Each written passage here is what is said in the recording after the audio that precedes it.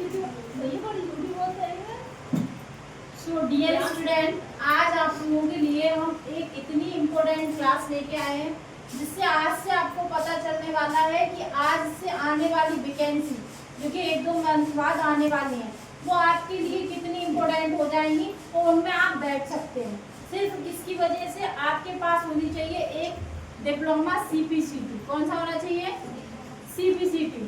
ये डे 1 है, आज आपकी डे 1 क्लास है और ऐसी आपको डेली क्लास मिलेगी। ठीक है, अब इसमें क्या होगा, सबसे पहले हम जानेंगे CPCT क्यों करना जरूरी है और कितने कितने नंबर का क्या सिलेबस है। ठीक है, तो आज हम डिस्कस करने वाले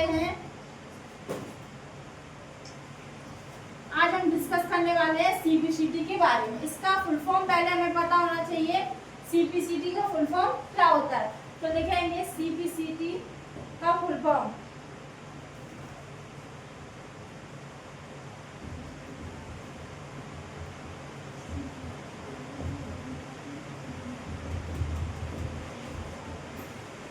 कंप्यूटर प्रोफिशिएंसी सर्टिफिकेट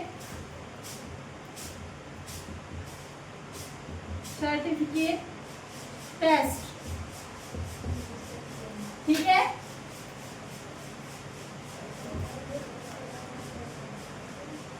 कितना सबको पता चल गया कि CPCT का फुल फॉर्म क्या होता है? CPCT का फुल फॉर्म होता है कंप्यूटर प्रोफिशिएंसी सर्टिफिकेट टेस्ट। ठीक है, अब क्या होता है, कंप्यूटर का सिलेबस हम डिस्कस करने वाले हैं। सबसे पहले हमारा जो CPCT है वो कैसा एग्जाम है? ऑनलाइन। ठीक है, कौन सा है? ऑनलाइन। अब आपको क्या करना पड़ेगा, आपको फॉर्म भरना पड़ेगा। सबसे पहले हर 2 मंथ में इसकी वैकेंसी आती है। अब एक बार अगर आप CPCT पास कर लेते हैं तो 7 इयर्स के लिए आपके पास वो डिप्लोमा स्टे रहेगा और आप किसी भी वैकेंसी में फॉर्म भर सकते हैं। अब क्या रहेगा, सबसे पहले हम सिलेबस के बारे में डिस्कस करेंगे। सिलेबस में हमारा आता है, सबसे पहला सब्जेक्ट होता है कंप्यूटर जो कि 52 नंबर का आता है, इसीलिए हम इस पे ज्यादा फोकस करेंगे। कितने नंबर यहाँ से बनेंगे? 52। उसके बाद हमारा होता है रीजनिंग। क्या होता है?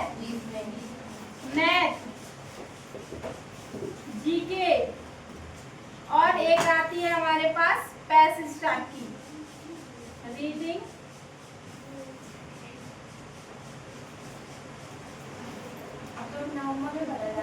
यस।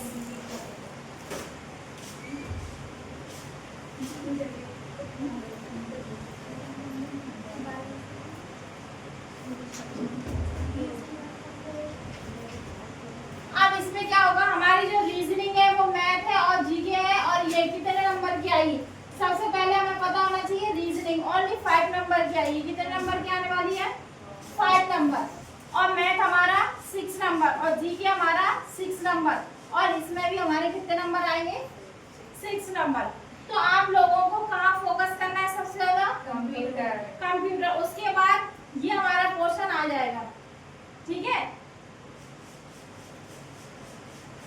अब हमारे पास ये हमें डिस्कस कर लिया हमारा सिलेबस क्या रहेगा। इसमें टोटल मार्क्स कितने होना चाहिए? टोटल मार्क्स कितने होते हैं? 75। और उसके बाद क्या होता है? पासिंग मार्क्स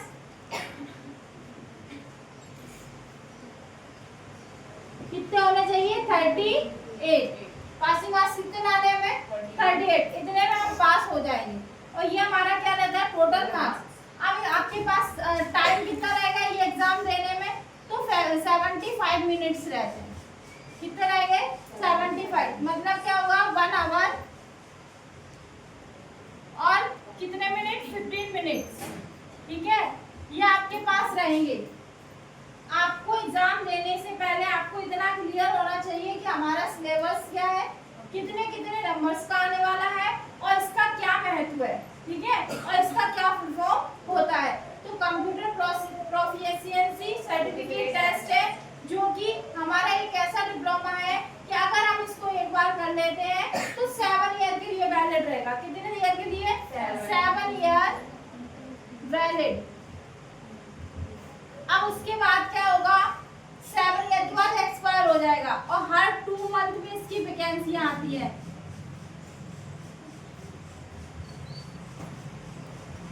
ठीक है। तो हमारे हर 2 महीने बाद क्या होगी, वैकेंसी आएगी। अब एक और महत्वपूर्ण बात ये है, सबसे इम्पोर्टेंट, कि हमें एक फायदा है कि अभी आने वाली है वैकेंसी कौन कौन सी। तो हमारे पास हर विभाग में वैकेंसी अभी आपने देखा 7,500 पद आए पुलिस वैकेंसी के आए हैं। तो अगर किसी को दौड़ धूप करना नहीं आता है, किसी का फिजिकल अच्छा नहीं है, 10th ओनली 10th पास कर दिया है, उन्होंने कहा सभी लोग भर दो, लाखों की भीड़ हो जाएगी, उनके पास पैसा जाने वाला है। ठीक है। और अब हमें याद जान लो 2 मंथ बाद एग्जाम होता है, हर 2 मंथ बाद। अगर आप एक बार पास कर लेते हैं 7 ईयर के लिए वैलिड। अब इम्पोर्टेंट क्यों है, क्योंकि आपके पास एक सुनहरा मौका है। अगर आपको रनिंग फिजिकल सही नहीं है गर्ल्स का या बॉयज का, तो उन्हें जॉब तो लेनी है गवर्नमेंट, क्योंकि हम पढ़ाई कर रहे हैं। आपने डीसीए कर रखा है, 12th पास आउट है, बीएससी या बीए कर रहे हैं, तो अब हमारे पास क्या डिप्लोमा होना चाहिए, सीपीसीटी, क्योंकि अभी आने वाली है स्टेनो टाइपिस्ट की वैकेंसी और हमारी एएसआई की, एलडीसी की, ये सारी वैकेंसियां इनकी जो अपनी लाइन है खुल जाएगी सीपीसीटी से। नहीं तो आपको शॉर्टेज करना अनिवार्य होगा। अगर आपके पास शॉर्टेज नहीं भी है, फिर भी आप अगर सीपीसीटी करके रखे हो तो आपको इन एग्जाम में बैठने का मौका मिल जाएगा, अगर आपके पास ये है तो। नहीं तो आप फिजिकल की तैयारी में लग जाओ, पढ़ने में लग जाओ, सारी चीज। और जो ये वैकेंसी है वो डायरेक्ट भर्ती होती है, उनमें हमें कोई इंटरव्यू नहीं, कोई दौड़ धूप, कोई फिजिकल नहीं, डायरेक्ट एग्जाम पास करो, आपके घर पे क्या आएगा, जॉइन लेटर। ठीक है। तो इस चीज का ध्यान रखना कि हमें मेहनत क्या करनी है इस पे। अगर ये हमारे पास आ जाता है, इसमें अब क्या होता है, टाइपिंग होती है। क्या होती है, टाइपिंग। अब हिंदी टाइपिंग का जो रहता है, हिंदी टाइपिंग हमारी होनी चाहिए कितनी, ओनली 25। अगर हम निकालते हैं तो हम पास हैं। अगर इंग्लिश टाइपिंग निकालते हैं तो हमें कितनी 30 निकालनी पड़ेगी। अगर हमारी 30 इंग्लिश है, अब इसमें भी एक रहता है, अगर आपने एग्जाम में 38 नंबर लाए, कहाँ है पासिंग मार्क्स, ये रहे। अगर आप 38 नंबर लाए और आपने इंग्लिश टाइपिंग पास कर ली तो आप फेल माने जाएंगे, आपके पास कोई डिप्लोमा नहीं होगा। हाँ, अगर आप 38 नंबर लाए और आपने हिंदी टाइपिंग निकाल ली तो आप पास हो जाएंगे, आपके पास स्कोर कार्ड आ जाएगा, आप फॉर्म भर सकते हैं। ठीक है। तो ये आज बहुत महत्वपूर्ण सूचना थी कि आप लोगों को ये करना क्यों जरूरी है। अभी बहुत जल्दी एएसआई की वैकेंसी आने वाली है, सिर्फ कंप्यूटर एग्जाम में उसमें ज्यादा आता है। अगर आप एक बार कंप्यूटर तैयार कर लेते हैं, हर वैकेंसी के लिए आपको वही कंप्यूटर देखने को मिलेगा। तो इससे अच्छा एक बार क्यों ना मेहनत कर ले 3 महीने लग के, और हम अपने पास एक सब्जेक्ट जो कंप्यूटर बिल्कुल स्ट्रॉन्ग करके बैठ जाए। ठीक है। उस पर हमें ध्यान ना, जब वैकेंसी आए तो सिर्फ हम अन्य सब्जेक्ट पे ध्यान दें, उस सब्जेक्ट को सिर्फ रिवीजन में रखें। तो ये चीज ध्यान रखना। इसको इसीलिए हम बोलते हैं बच्चों को फोर्सफुली कि आपके पास एक लाइन और ओपन हो जाती है, एक डायरेक्शन और आपको मिल जाता है सीपीसीटी करने से। क्लियर है।